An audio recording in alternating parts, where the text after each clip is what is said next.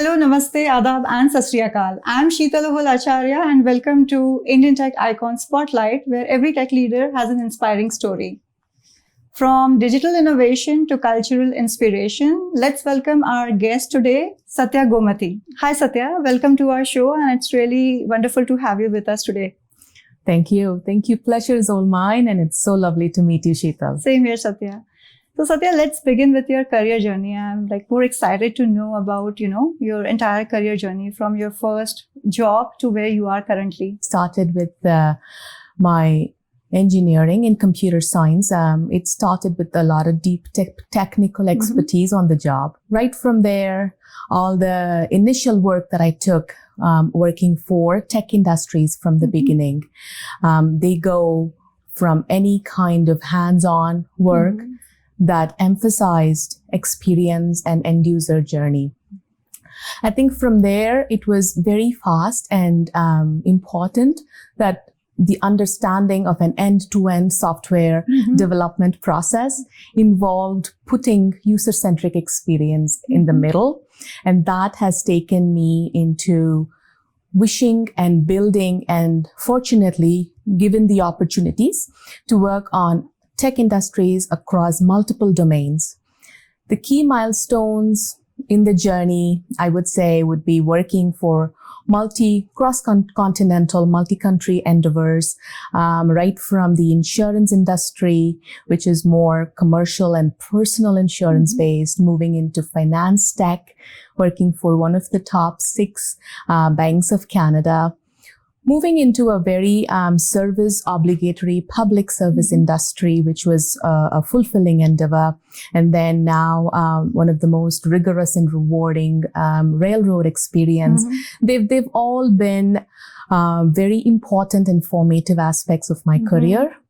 Right now, I'm working with a rail industry. One of the top 2 in Canada now is also coming out of a successful merger. That's a wonderful journey. Now, you have worked across various domains. So how has that transformed you as a leader from tech perspective? That's a great question. As I was talking to you, the formative aspects of career to me came from all of these 4 industries. Whether you think of the insurance industry with all its risk and governance framework, the fintech industry that comes, what I would call, with lots of speed and regulatory demand for serving the end users. And then the Public Service Commission, needless to say, about their primal existence in taking care of their people and the operational rigor that I thoroughly enjoy, the pulse beat of the nation that comes from the rail industry. I think all of them, in my opinion, has taken me out of an echo chamber. It's not a single thought or a single voice that always resonates with me. It's like, okay, what worked for one industry may or may not work, and how do you adapt it to the DNA of that industry, right? It's knowing it is possible, but it's also knowing how to make it possible somewhere else. The other nice thing that I feel, Sheetal, would be borrowing the good of one and putting it in the other, or learning from mistakes between one another. I'll give you an example. The initial career that I had with insurance industry taught me a lot about risk-based frameworks. In one of my most recent, very demanding implementation at the rail industry, we had to build a quality engineering practice, and a lot of that I brought in the experience from a risk modeling. So it's not anything and everything. It's risk, penalty, reward perspective that has given us the ability to choose cross-industry and make it your own. Yeah, I think you have a rich experience in all these domains. Now let's shine a light on your current role. What are your current responsibilities and how a usual workday looks like for you? What I would say a usual workday would be 30 to 35% on one side, which is implementing, delivering the day's responsibilities, the day's KPIs, metrics, whatever the case may be, whatever the program initiative is. Another a good percentage of time goes into living a little bit into the future. As leaders, what I've learned is we should all learn to live at least 6 months to a year ahead so that we can pave the path, take care of the people coming with us, right, into the right destination. The other good portion would also mean spending time with the people, with the peers, top down, left and right. We all, in the professional career, we do justice to our bosses. We often do justice to our team members. And one thing I would emphasize is doing the same level of justice to our peers. Like they are the people who we have to respect and regard because they are pulling it together with us, right? So in my recent career, and when I say recent, I'm just going to take my last 2-3 years, it has been quite exhilarating and very, very deeply rooted in purpose. I think our leaders in the current merger mandate has made it very clear how service-wise this is going to be a very good opportunity for all of us. And making it happen from the tech perspective has been my role. That's a wonderful insight, Sathya. Let's talk about a bit, about your team. When you have team across locations, I believe. So how do you bring that sense of motivation and collaboration within your team, and what qualities you look for your team members? That's a deep question. From a team management perspective, the key principle is rowing together. Right? Imagine sitting in a long boat and the only way to get where you gotta go is everybody sitting in that boat has to row together. It's not going to be easy. Some of us may not know how to row. Some of us might lose our oars in the water. And then some of us may not know how to set sails. Some may know how to set sail in a calm water. Some may know how to set sail in a turbulent water. So appreciating what the team brings to the table, communicating with them. Like the biggest mistake of communication is the thought that it has already happened. So say it, and in doubt, say it again, right? So make the message clear, undeniably clear why we are doing this is a start. Appreciate your team skills, know where I can and know where I can't. So I need to find somebody who can complement me. Bring in a clear and intentional understanding of the culture. End of the day, we have to make sure that people across the world who I've been fortunate enough to lead teams in the different zones, different hemispheres, different parts of the globe, which has given me a lot of insight into people respond differently, react differently, and deliver differently. But when the motive is clear, common understanding, they will show up and there will be delivery. Yeah, that would be my message. Wonderfully explained. And I love that phrase, rowing together. That's a wonderful idea. So let's talk about the leadership skills, right? Like what, according to you, are the qualities of a leader, or what 3 qualities would you say that a leader must have? The qualities that are personal to me, and again, this would vary based on who you're talking to, but qualities personal to me are consistency. Get up, dress up, show up. Some days are good, some days are worse, some days you wish you didn't have, and some days you wake up as a star, right? Consistently get up, show up. And I think that is a glue for the team that brings in so much of dependency the team will have, and appreciation, and you for yourself and for the family and everything. So consistency is number 1. Second thing, which I wouldn't say it was an innate quality, but I've grown and had experience to appreciate, is service-mindedness. You can't be a leader unless you're willing to sweep the floor if you have to, right? You can't be a leader without a servant-mindedness. If I sit on the ivory throne with my diamond scepter and keep ordering, nothing gets done. I got to be on the floor, roll up my sleeves, and work with the team. The third, in my opinion, would be transformation. Nothing stays the same. right? You'll probably find me talking or being more interested in taking people to a future that may not be light years ahead, but it's slightly better than where we found ourselves. So you'll find me or my leadership principle in the crossroads of consistency, transformation, and service-mindedness.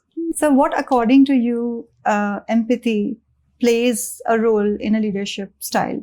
I think empathy plays a huge role in the leadership style. And if I were to be very honest, it's not something every leader will innately bring to the table.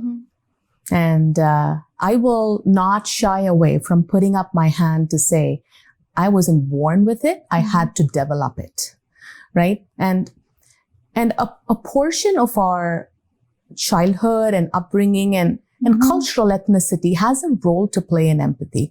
If I struggle so hard to get somewhere, to get something, somebody else should too, right? And that may sometimes deprive you of that empathy feeling. Also, the type of person you are, like somebody, in my opinion, I've been told, you hold yourself and others very accountable to what you're doing. And then empathy then becomes a slippery slide for me. If I'm empathetic, then maybe I won't get my job done, right? But then over the last 2 decades, I've immersed myself in understanding that I can still hold myself accountable.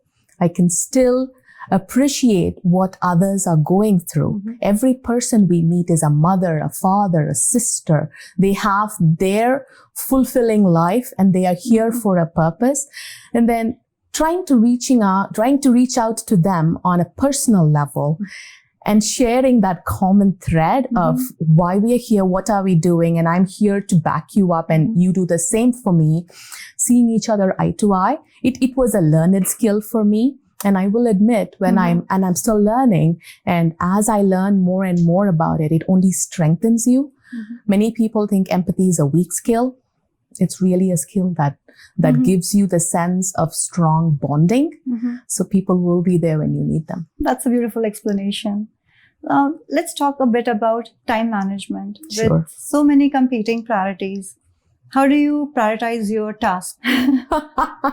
You'll get different answers about this, about me, depending on who you ask. But the brutal, honest truth, though, is if I want to be exceptionally good at something, I should be willing to be cognizantly bad at something else.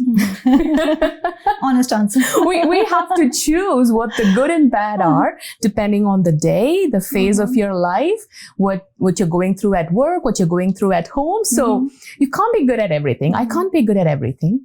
I just need to strategically good, intentionally bad.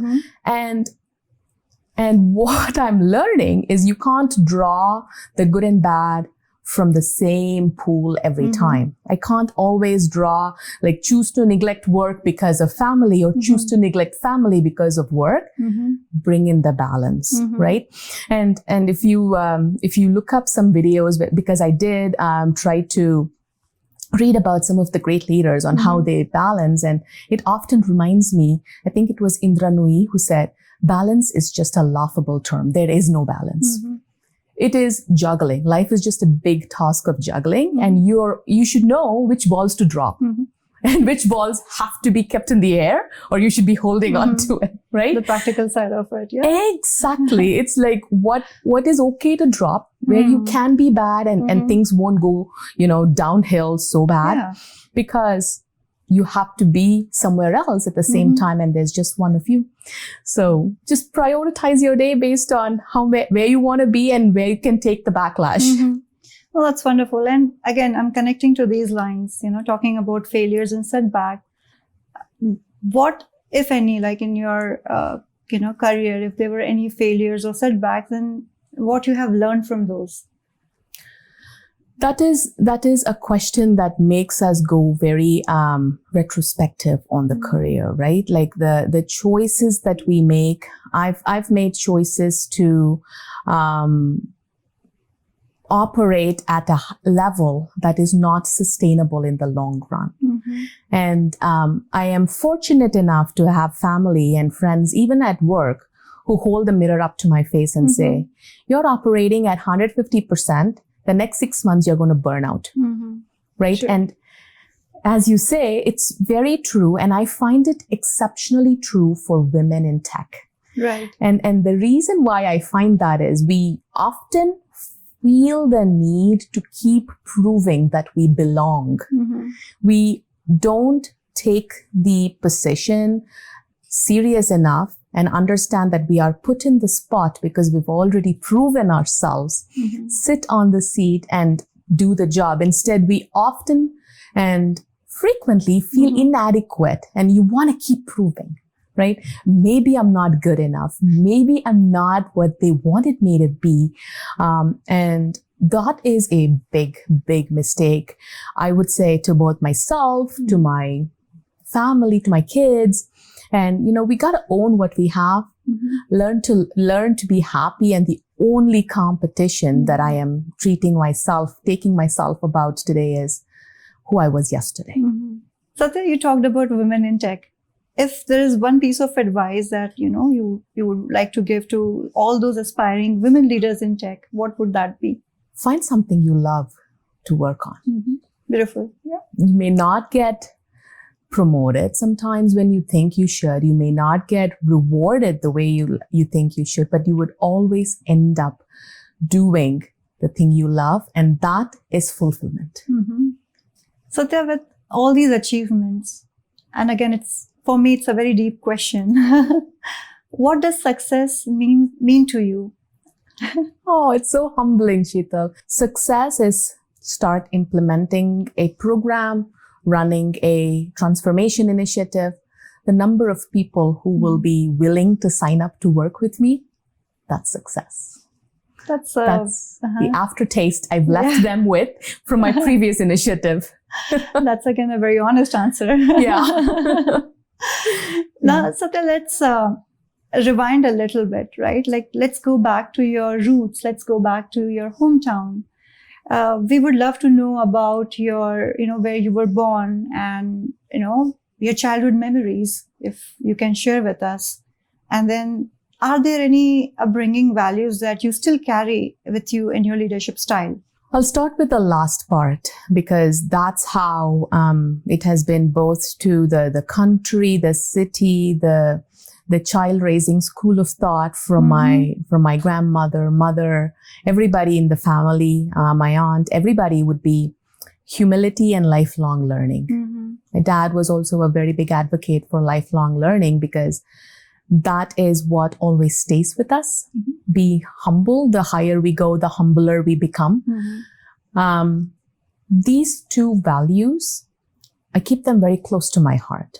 They are rubrics of gems for me because they ground me no matter the scale of responsibility. Knowing what we don't know is a huge, huge benefactor for us. Otherwise, we may not do the justice to the role we are in. Now, going back, I'm obviously from India, down south. I'm from Chennai. Our childhood, me and my one younger sibling, my sister, me and her, we grew up in the city of Chennai, many areas, starting with T Nagar, with Kodambakam, and then we did our high school and engineering from Tambaram. And right after that, we completed our engineering and we got into the entry level selections through our campus, and then our life took off. In addition to, just the growing part of going to school, coming home, one of the important aspect of my childhood is our ability to immerse ourselves into classical forms of art and music a little bit too, even though it wasn't structured in a theory fashion, it was more hearsay knowledge. So yeah, classical dance and music played a key role in our childhood. That's wonderful. And Chennai, you mentioned Chennai, and that Yes. reminded me of Murugan Idli, like one of the best idlis I ever had in my life. Yeah. So, yeah. Now, you talked about the cultural aspect, right? Learning Bharatanatyam. So, could you elaborate on that? Like, how was it for you learning all those cultural skills, and carrying those values in your professional life? It may not make a lot of sense as a kid when you are into any kind of an extracurricular art form, sport form that we may or have our kids participate in. But the way it really, really deepens your sense of purpose, that would be so important. Thinking about my dance, which was approximately 12 to 15 years of my childhood, we started off as another thing to do in the evenings.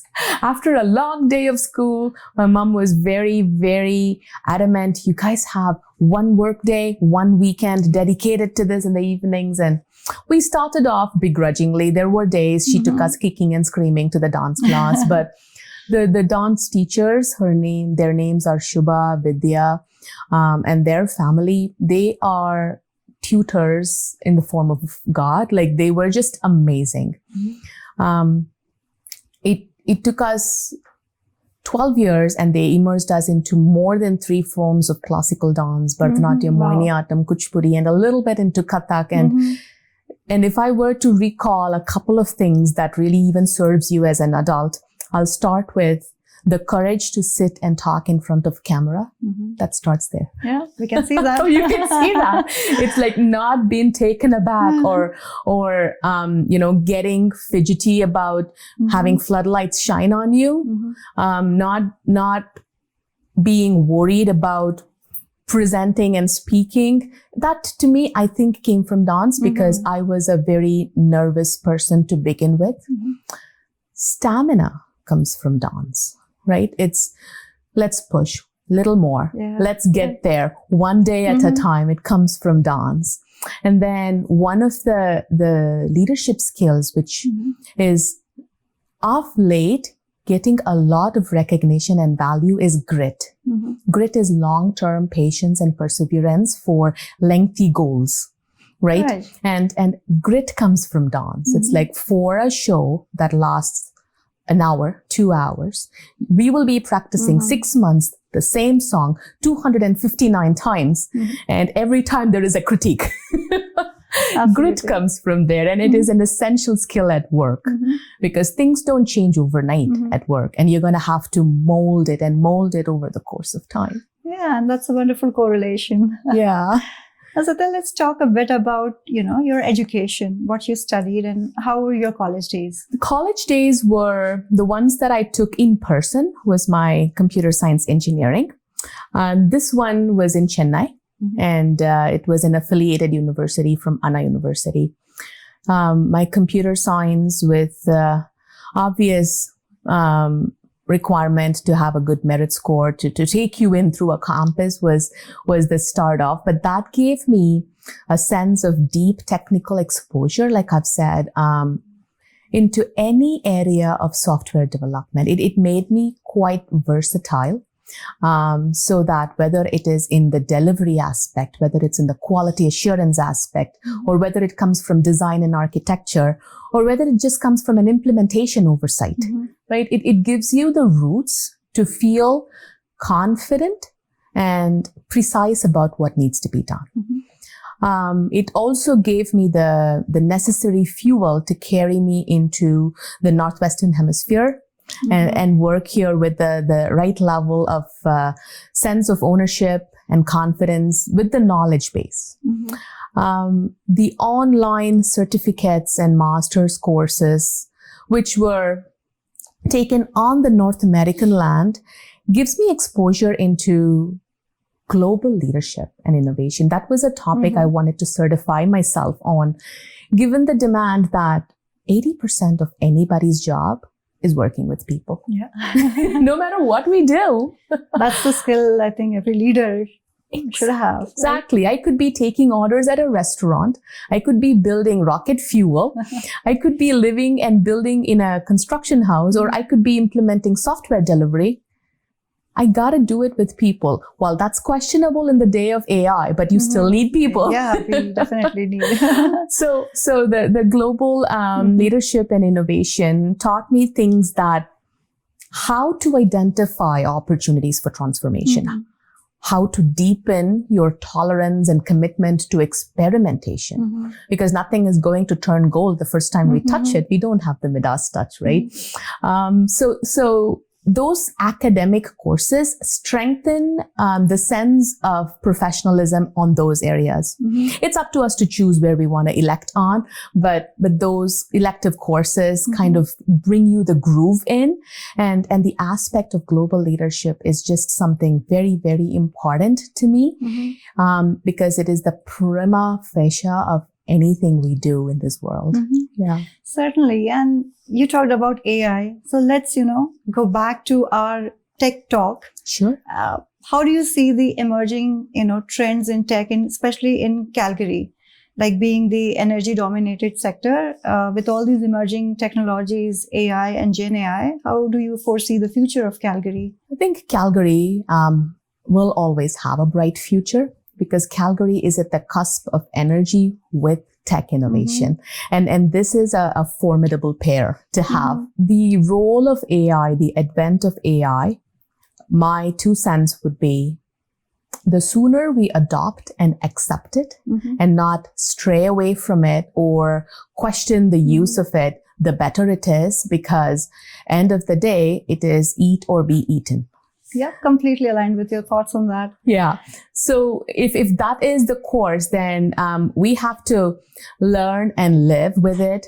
The little things I do to adjust my lifestyle into having AI adopted it is investing or being a part of the test community or the user community for new tools, new apps, bringing them in a safe mode.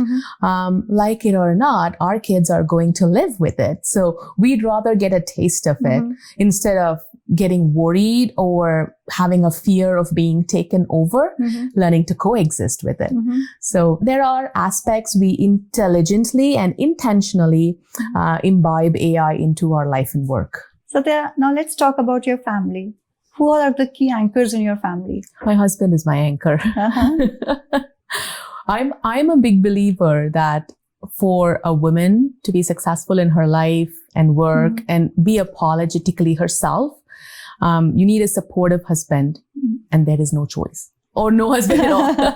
I'm fortunate enough that he and I have shared over 2 decades of our life together, and it just shows. And thankful for God, thankful for him, very much so. 2 kids, 16 and 8.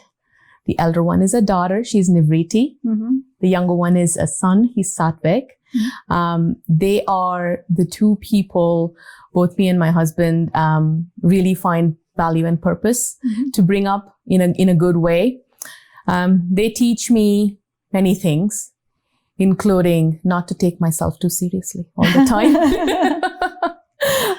They are never shy in letting me know when I could have done better, when I am not adequate, but they do understand how mom and dad just run around the clock to make things happen. That's lovely. Good kids. Yeah. And my mom and dad, they are back home. They visit us every now and then. And I have a sister. She's also in the Northern Hemisphere. My mom's sister is also in Canada. So it's a family that has a good presence in this continent, may not be in the same place. We would definitely love to meet your family and would love to, invite them on the show in a short while. Oh, that would be great. Yes. So, Sathye, we are almost, nearing end of our wonderful discussion, and we are moving on to the last segment, which is the rapid fire round. I'm going to ask you some questions, and I would be expecting some quick answers from you. Okay. So, are you ready? Time management skills. There we go. Okay. So your first question If you had to teach a master class for a day, what would it be? Your inner lantern. Mhm. Do you want me to tell more about Yes. it? Okay. Every human has a voice in them, whether it's a good or a bad, and the voice that we feed grows. Mhm. So there is no algorithm that's going to save you. It's your inner voice. Mhm. Wonderful. Next question. Books or podcasts? What fuels your inspiration? Podcasts, hands down. Okay. Your go-to destination for a family vacation? Doesn't really matter as long as there's seawater and palm trees. Lovely. What's one non-negotiable principle in your leadership playbook? Non-negotiable in a rapid fire. Do the right thing. Mhm. It will surprise somebody, gratify others, but maybe even disappoint a few, but do the right thing. Yeah. Okay, that's a good answer. Now, select one, chatbots, AI, or cloud, your favorite game changer. Chatbots. Okay. Mudras or metrics? What's more meditative? Ooh, I can't. Both are equally Both are important to you. equally important to me. They Okay. are life and work. Okay, we take that as your answer. Thank That's you. perfectly fine. And the last question, quick wins or long-term change? Both. Mhm. You need quick wins to establish yourself and to gain the trust. The long-term goals are the true game changers, Mhm. though. Yeah. Very well done. Thank Thank you so you. much, Sathya. And it's been a pleasure talking to you. Now let's invite over your family and we can have a quick chat with them as well. Thank you, Sheetal. Wonderful, riveting conversation. Thanks. So we have a house full here and it's so wonderful to see Sathya's beautiful family here. Welcome, everyone. Thank you for having us, Sheetal. So, Chandra, I have first question for you. Absolutely. You both, right? You and Sathya, you have a demanding role. So how do you both manage that, balance? How do you both take out time for your family? So as Sheetal mentioned, yes, we both have high demanding jobs. Our job sometimes requires us to work for up to 60 hours a week. And in that situation, what we usually do is we tag team and we take care of the kids. I drop them off in the morning and Sathya picks them up in the evening. So we tag team each other. And sometimes we do have to take a lot of sacrifices as well. In the past 2 years, we weren't able to take a day off or go on a vacation because of these high profile jobs. Most of the time, my strength or her weakness and her strength or my weakness. So we make as a very good pair. So Chandra, I'm really curious to know, where did you both first meet? Was it a love marriage or an arranged marriage? And Sathya, you can chime in as well. So me and Sathya, we first met back in 2002. We used to live in the same street. So whenever I was passing by her house, I used to say hi and I never get a hi back. But after a couple of attempts, I started to get the hi back. And it was hi and bye at that time. And a few months passed by and I started asking her phone number. I didn't get one at that point, but all of a sudden, I just went and asked her, hey, is there a phone that you guys use at home? And then she said, yeah, and this is my number. And since then, I didn't stop calling her at all. So thanks for sharing that. And it's a beautiful love story, I would say. Thank you very much. Thank you. Now, let's, ask Auntie Ji a question. So Auntie Ji, you inspired Sathya to get into the art forms. Of course. So are there any fond memories from those days where she used to perform? Yeah, some of the dances and all I used to remember very well. The one maybe Thodai Mangalam, the dance, Mm-hmm. where she learned from her teacher. And the dance was the invocation song of Thodai Mangalam, though it is Mangalam. Mm-hmm. Mangalam means it's the last song, but it's the invocation song of the praise of the Lord. Mm-hmm. She made it that still I remember. That's beautiful. So Auntie Ji, my next question to you again. What all are the things you really feel proud about Sathya? Well, everything I feel proud about her. When she was studying, she had a lot of confidence in studying and everything. And before going for examination also, she makes Rangoli and she started to college for doing that. Then that time I used to think, before the examination, we have to study and think of that only. Why this girl is doing that? But she used to get good marks. Now let's bring the spotlight onto Sathya's lovely kids, Nivriti and Sathvik. So my question for Nivriti would be, Nivriti, if you have to say a few words for your mom, what would those be? I feel like she's a mighty warrior for a lot of people in her life. I feel like if she has to get something done, she will do it no matter what. Like if there's any boundaries, she will cross it if she has to, or if she can't find a way, she will make her own path or way to get that job done. I've seen a lot of that in her work, even at home too. So it's lovely. I love that. She's very inspiring to me, and I feel like to a lot of her colleagues at work. So, yes. Hi, Sathvik. How are you doing? I'm doing good. I'm seeing a lovely dinosaur in your hand, and I just got to know from your mom that you're so fond of dinosaurs and you know a lot about them. Mm-hmm. So, let's do one thing. Tell me, what if you have to compare your mom to one of the dinosaur type, what would that be? I don't get it. If mommy was a dinosaur, which one would I be? Probably the Triceratops. The Triceratops. Why? Because you're fierce and powerful and bold. Because I'm fierce and powerful and bold and also a vegetarian. Is a Triceratops vegetarian? So, Sathvik, what do you admire the most about your mom? I admire her that she takes care of this whole family under her shoulders. Wow. And she cares about everyone. That's a beautiful answer. Okay, Sathvik, you did a great job in answering both the questions. Sathvik, thank you so much for answering those questions. And it's been really a pleasure to have both the wonderful kids on our show. Thank you both. And Sathya, thank you so much for taking out time for us. And it's been wonderful talking to you today. Same here, Sheetal. It's been an honor. Thank you for the time. Thanks to the crew and the entire team. Thank you.